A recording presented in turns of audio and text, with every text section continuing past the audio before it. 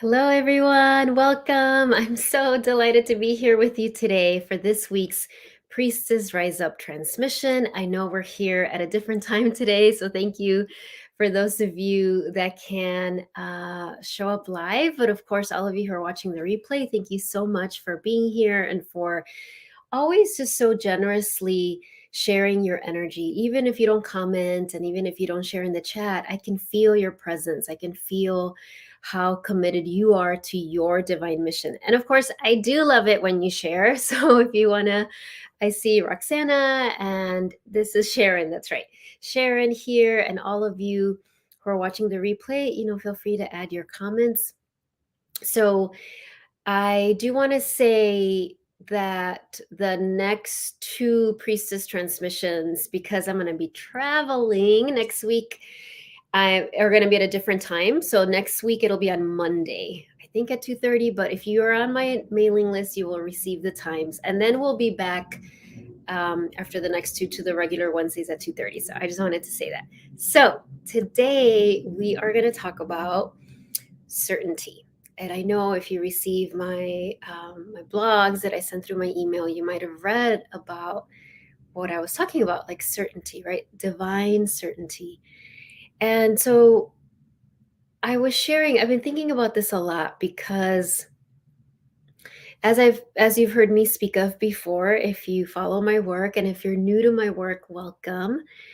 And so I talk a lot about initiations, right? And how we go through so many initiations in our life, right? We go through, and what's an initiation? It's an experience that you go through that often is painful. Initiations don't need to be painful, but they often are. And on the other side of the initiation, if we have the courage to process and love ourselves through it, which can be hard. Hey, Diane. On the other side of the initiation is more wisdom, more compassion, more love, all of those things. And when you are, and all humans, regardless of anything, go through initiations. It's just part of the school of life. All of us do, because we are all on a mission of waking up, right? Of remembering our truth, of remembering our divinity. However, when you are on an accelerated journey, meaning that you decided before you came into this world in this lifetime that you had a lot of lessons you wanted to master, or maybe not necessarily a lot of lessons, maybe there was one main one, right, or two main ones, and because of that you agreed to experiencing a lot of initiations to help you master that lesson. So if you're watching this, if you're drawn to my work, you most likely are on an accelerated spiritual journey, because I am on one. And that's my prayer. My prayer kind of magnetizes to me others that are as well. Now, I don't want you to misunderstand. Like when I say accelerated, some people think that means, oh, how do I want to say that? A lot of people don't realize they're on an accelerated journey because they're going through so many initiations, and they might be having thoughts like, why does this keep happening to me? Why aren't I done with this? Why am I still learning this lesson? Why, and why am I going backwards? Like those are, when is this going to be over? Those are all very common thoughts that we have when we're in an initiation. So one of the very courageous things about being on an accelerated journey is that for a long time, you don't even realize it. You're just a lot of times judging yourself for how many challenges you've had in your life. I know I went through that stage, right? It's like had a lot of challenges, and then that was challenging and painful, but then I made it worse. There was more suffering because of my own judgment of it, right? Like, oh, why did I do that again? Or why, for a long time, uh, my relationships with men were just terrible. And this was a while ago. This was something that I've, thank goodness, have worked a lot to heal. But I remember going through that in my young adult life and thinking, like, why do I keep choosing these people or attracting these people? And then judging myself for that. And I know there's all the psychological reasons and so on and so on. But from a spiritual perspective, there's also the reason that, oh, that was a lesson I came here to master. That I was like, oh, I need to really heal codependency in romantic relationships with men, right? Like this is something that I'm coming here to heal. And so I had some really rigorous training in that. And so you can think about what your initiations have been, right? What have yours been? What are they now? And I think we did a recent transmission where I was asking like, what lesson are you mastering right now? And you can go back and listen to that. Oh gosh, I forgot because I'm I'm numbering these now, right? Because it's so much easier to reference them as numbers. So I think this would be episode 36 or 37. I'm not sure. I will put it in the title.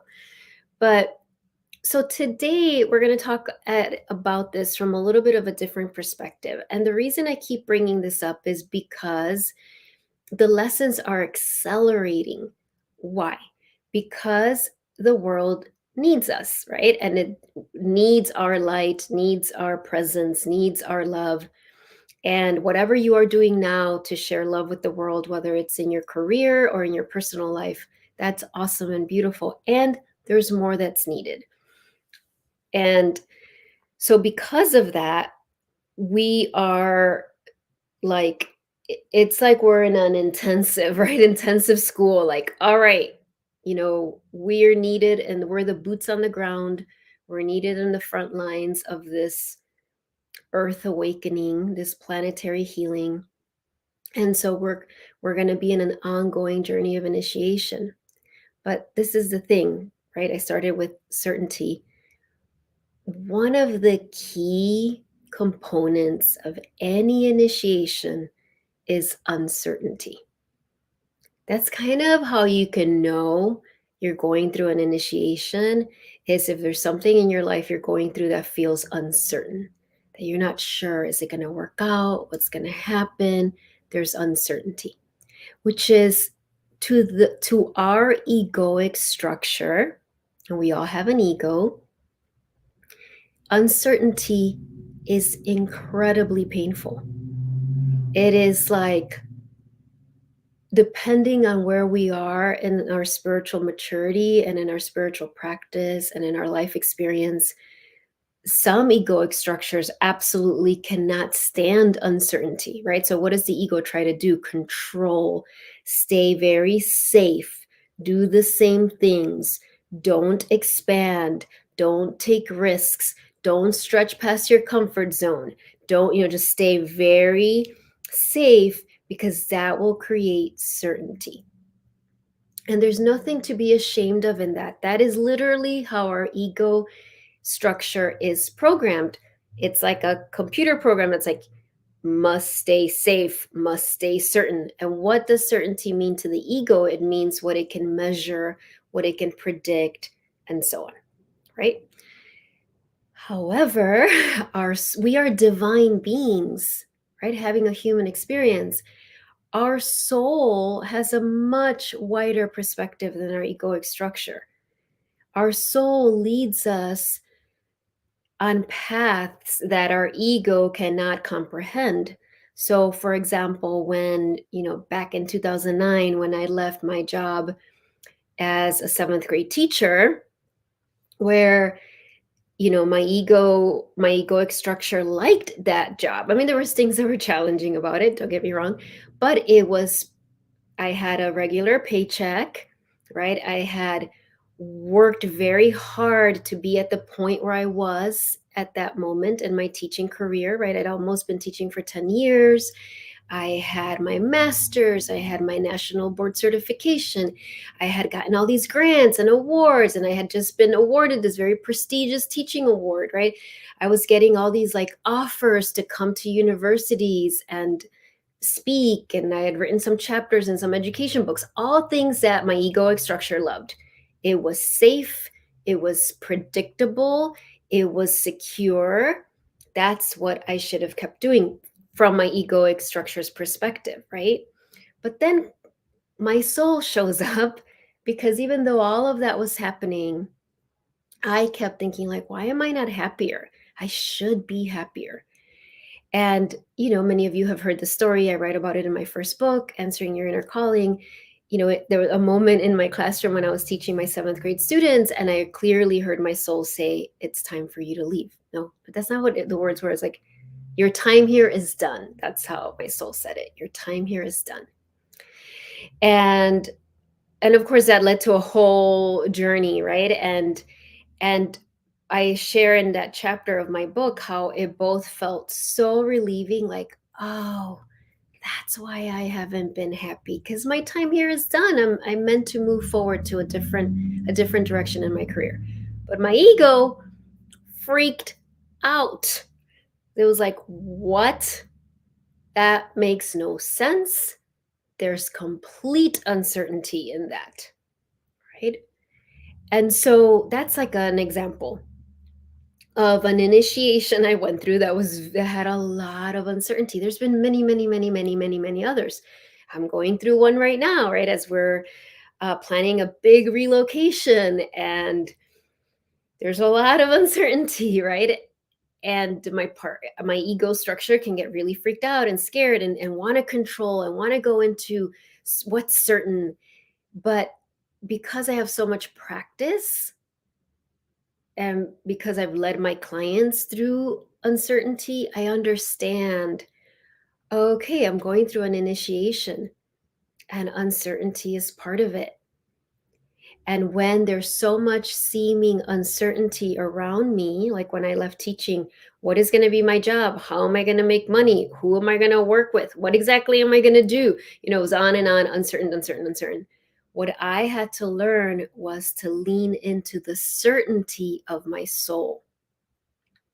So that's the key here, right? It's like, oh, yes, there's always going to be uncertainty. I mean, really, there's always going to be uncertainty while we still live in this earthly plane. But when you're on an accelerated journey, when you're here on the priestess path, when you're here to share your medicine, when you're here to be a beacon of light, when you're here to complete your divine mission, then you basically signed up to have a lot of uncertainty, right? Like, but it doesn't, but, and our ego can hear that as like awful, but it's actually noble. And it builds the muscle of faith and trust. And we start to lean into the certainty of our soul. That's the practice.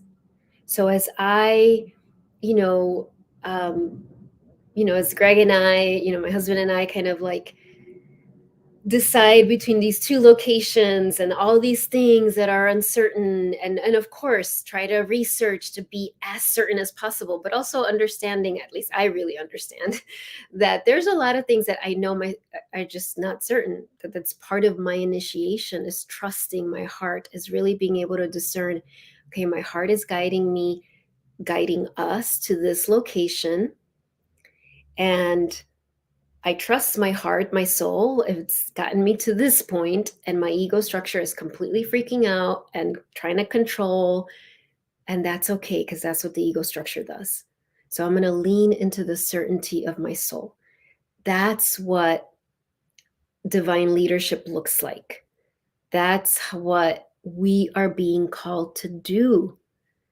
And we're being called to do it in bigger and bolder ways because we're leaders, not because we're better, not so we can rub it in other people's faces, but so we can lead others by example, so that we can. And some of you are teachers, right? Our spiritual teachers and coaches and mentors. And so literally when your clients and students come and they're facing their own initiations, and they're really scared because it feels so uncertain, you will be able to walk them through that because you've done it over and over and over and over. So I know when my clients are going through their own initiations and they're scared and they have all this uncertainty, it's not that I'm giving them my certainty, but I can teach them, help them create that sacred space so they can tune into the certainty of their soul. And I can hold that space because I've done it over and over and over and over and over. And so that is why, if you look at the world, it seems very uncertain. It is. There's all these disasters and things unfolding. And it's going to continue for some time. It really is. It's part of the Earth's evolutionary cycle. I do believe there is a golden age or whatever you want to call it that is coming. That takes time. And before the breakthrough, there's often the breakdown. And that's what we're noticing, observing in a lot of ways. And so when we're here on the priestess path or whatever you call it, the shaman path or the light worker, the earth angel, whatever your labels are is fine. We are practicing in our personal life being with the uncertainty and leaning into our soul, the certainty of our soul, so that we can walk with that um, that divine certainty, which is very different than controlling, right? It's not the same as like, I'm certain because I have everything under control. I know exactly everything that's going to happen, and I've planned for all of these things, and I'm not going to risk anything because I just want to make sure, right? That's not what this is about, right? It's like leaning into the certainty of your soul. Now, this isn't about taking reckless risks. Obviously, we have a logical mind, we make the best decisions, and yet there's always going to be those times where your soul is guiding you to take the leap before you see the net, right? The net is your soul, right? When I left teaching, all I kept thinking was like, well, if I just knew what my next job was going to be and like how much money I was going to make, this would be so much easier. I could totally leave teaching. But that's not how it worked. My soul was like, nope, you're not going to know any of that. You're being guided to take the leap. And as you take the leap, I'm going to carry you, right? Like that was the thing. And so, oh, thank you, Robbie. So good to see you here. Yes. And so I want to invite all of you to think about, and maybe you're already thinking about, like, okay, where am I facing uncertainty right now? And to know, okay, it's not because you're doing something wrong. It's not because there's something wrong, even. It's because, oh, this is an initiation. I'm going through an initiation. On the other side, there's going to be so much more love and compassion and abundance and joy and faith and trust, and my leadership is going to expand. And in this moment, what I'm being called to do is to really practice on a daily basis, leaning into the certainty of my soul. Your soul is eternally connected to source. Your soul is always radiating the frequency of faith, of trust, of love, of safety, of certainty, and all the other divine qualities. And so even though our ego looks outside of us for certainty, oh, let me do this and do this outside of me to feel safe and certain, that never actually lasts. What we really need to do is we look within, go within, and dwell and immerse ourselves in that certainty. And so that's what we're going to do today as we enter our meditative space here, is we're going to practice, right? That sacred practice of dwelling in the certainty of our soul. And the more you do that, and it doesn't need to take a long time. I mean, we'll probably do it for a few minutes here, but if you commit to doing this, in my first book, I talk about the interrupter rituals. That's really what it is these little rituals, 1 to 3 minutes long, like literally it could be a minute, where you pause and you receive from your soul. And what are you receiving? A lot of times you're receiving that certainty. And you might, please understand that our ego structure is very strong. So I think sometimes people get discouraged because you might be like, okay, I'm going to commit to this practice. I'm going to go within. And you do it for a few days and you're like, I don't feel anything. I don't feel better. I'm still really worried and stressed out. This doesn't work. Forget it. Let me just do something else. But we have to understand, like,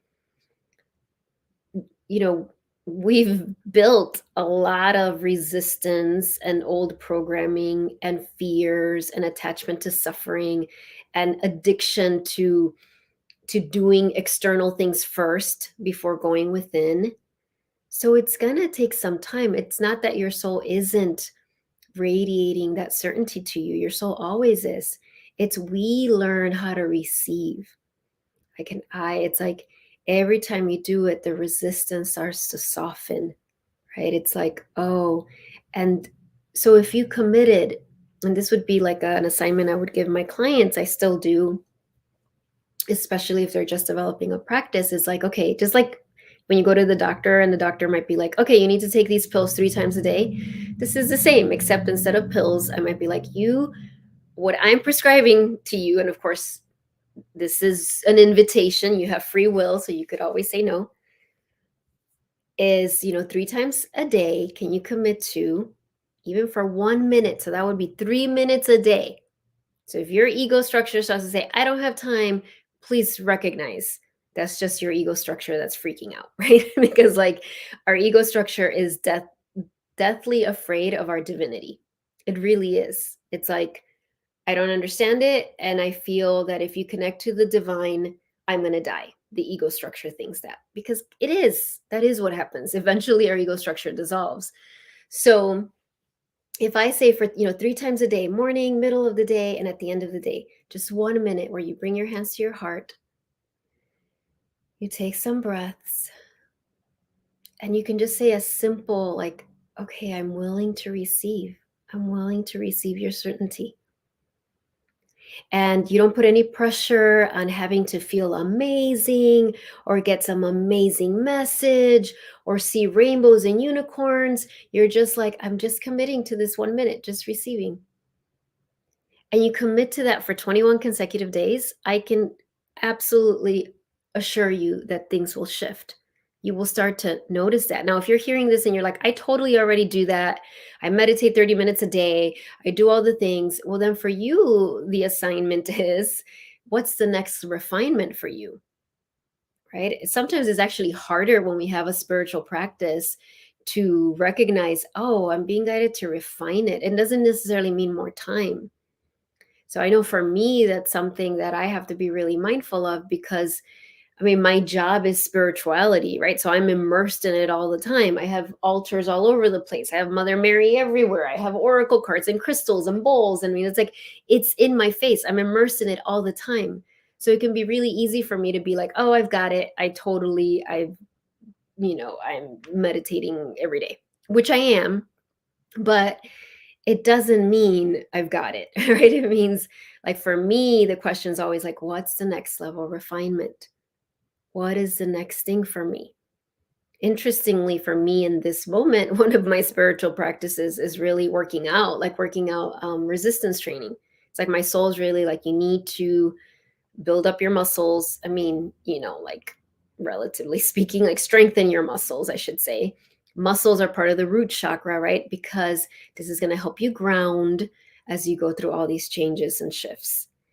And so that doesn't mean I'm not meditating, but it means like, oh, like, this is something that's coming really strongly for me right now. Like, that is absolutely a practice that I am meant to incorporate. Part of my spiritual practices, like doing dumbbells, like, that's for me. So, all right, let's go within, right? Let's go within and immerse ourselves in the certainty of our soul. Let's bathe in it, right? So I invite all of you to take a few breaths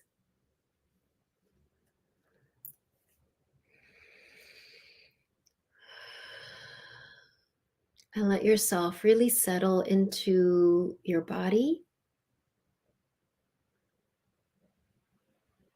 and settle into this moment. And let's do that mudra of the priestess, right? Or if of the shaman, of, like, I really consider it the mudra of the priestess, but you can fill in the blank if priestess isn't the word that resonates with you, right? But we talked about a few episodes ago of the sword of truth, right? So imagine that you have this beautiful sword of truth. It's not a sword that hurts people, it's a sword that cuts through illusion, that brings you back to the certainty of your soul. So I'm going to move. I have like this table next to me with my orchids. I'm moving it over so I don't knock them down. So I invite you to bring your left hand to your left knee or thigh, right arm up. And as you bring it down, as I'm doing, we say, I am present. I am here. And let's do that 2 more times. I am present. I am here. And one more time. I am present. I am here. And so, with this presence, I invite you to close your eyes. Feel the earth underneath you. Know that the earth is bearing witness to your presence, is delighted and honored by your presence. And as you close your eyes, bring your awareness to your heart. And at your heart, see this beautiful white, seeing this beautiful white flame with violet within it. It's like white, violet, and orange hues. And this flame is lighting up your heart center, and then it's radiating out into the path, a path that appears in front of you. And so see yourself standing on this path. This is a path that your soul has created for you. This is your highest path, most blessed path, most blessings for you and those that you are here to lead and help and support. And as you stand there on that beautiful golden path, before you is that flame. It's this beautiful white, pearlescent white light that has like violet flecks and these beautiful orange hues. And this flame is made of crystalline light. And you recognize as you look at it that this isn't a flame that's going to hurt you or burn you in any way. It is an emanation of your soul. And as you stand looking at this flame, bring to your mind any situation in your life where you're feeling uncertainty. It might be in your business, it might be in your personal relationships, it might be in your health, it might be with the world, or anything, anywhere in your life where you're feeling uncertainty.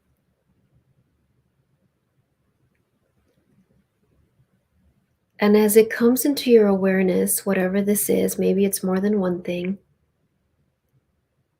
hear your soul tell you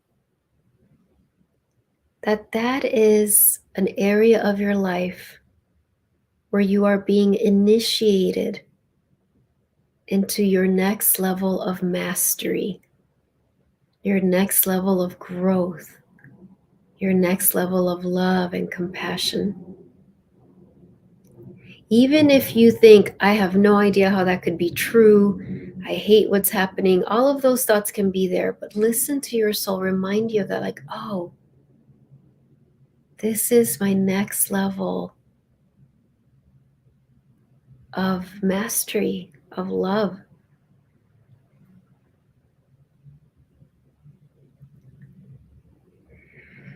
And as that comes into your awareness, imagine that there's an altar, a beautiful altar made of crystal, maybe clear quartz and rose quartz, that's right next to the flame. And any of those issues, any of those areas of your life where you feel uncertainty, call on your guardian angels to take those issues or a symbol that represents them, and they're going to put them on that altar. Whatever they are, no matter how small they seem or how large they seem. Your guardian angel is taking all of those areas that feel uncertain and putting them on this beautiful divine altar. And as they are on this altar, they're going to be blessed as we connect to this flame. Okay, so whatever they are, and I'm hearing, don't judge decisive them. If you're like, oh, this is such a tiny thing, I shouldn't even put it on there. No, if you feel uncertainty about it, put it on the altar. If it's something that feels like, oh my gosh, this feels so insurmountable, I'm so scared, I'm so worried, put it on the altar. We're just putting it there to be blessed by your own soul, by the divine, by your guardian angels. And so as that happens now, connect with this beautiful flame in front of you.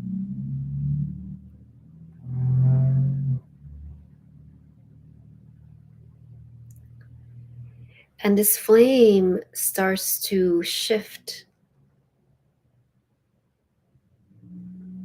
And now it is a beautiful royal blue with a magenta pink light within it. And as you look into this flame, you start to feel almost a magnetic pull. You feel this energy of strength, of unwavering trust, of abundant love, of divine safety, of certainty, divine certainty. And so we're going to take a few moments to connect with this flame. Now you can stay standing in front of it and just receive the light. Or if you're guided to go in the flame, remember this flame cannot hurt you or harm you. This is a flame from your soul, a flame of crystalline light. Then go ahead and step into the flame. And we're going to dwell in our soul's certainty for a few moments together.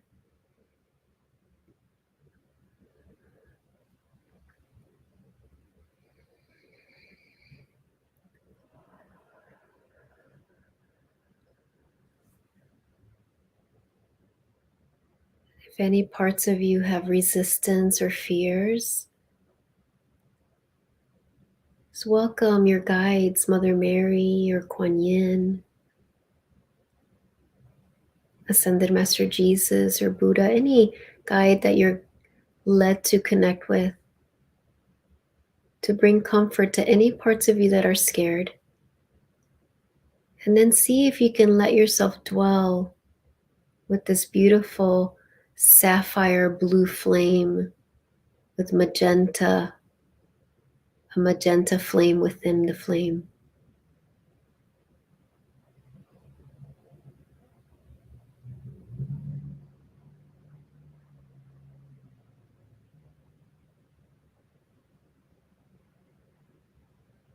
Feel the flame within you now.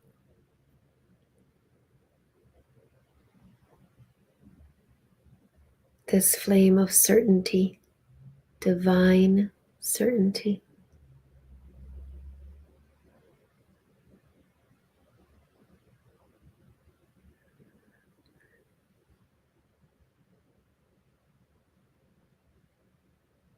This flame that brings that peace that passes all understanding.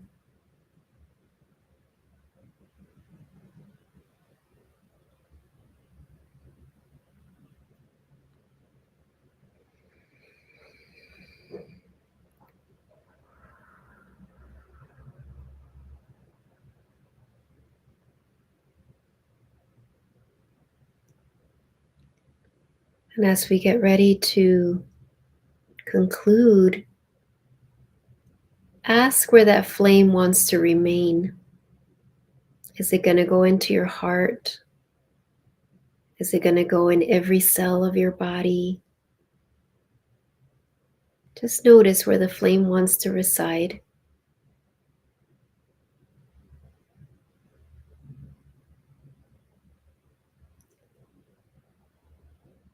And notice at the altar with all of the things you placed on it, it's just full of light, golden light. Trust that you have received blessings in those areas that you don't need to understand in this moment. And then coming back to the path, coming back through the path to your heart, into your body, into this moment, noticing where the flame is, that certainty of your soul. We bring the palms of our hands together and we bow to each other and our own heart. And we close this inner journey with a namaste. Namaste, everyone. I'm going to drink a little bit of water. Thank you, everyone. That was so beautiful. I could really feel when the flame turned like that sapphire blue and we were really tuning into that certainty. To me, it always feels like this, like kind of magnetic, like almost like the lightsabers from Star Wars. You know how they make that sound like zzz? That's what it feels like this like magnetic core of certainty.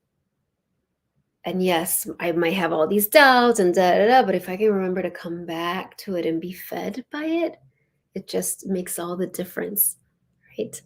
So thank you so much, everyone. It's always such a delight. I'm just going to pull one unicorn card because I was really feeling the unicorns for the group. I have like another meeting to prepare for, so I'm going to do that now. And remember, next week, the priestess transmission will be on Monday because I'm traveling. And then I think the week after that, it might be a different day, but then we'll be back to Wednesdays at 2:30. Okay, so right. And also in March, the Mother Mary transmission, planetary healing transmission, I think it'll be March 22nd. I'm so excited about that. I will tell you more soon.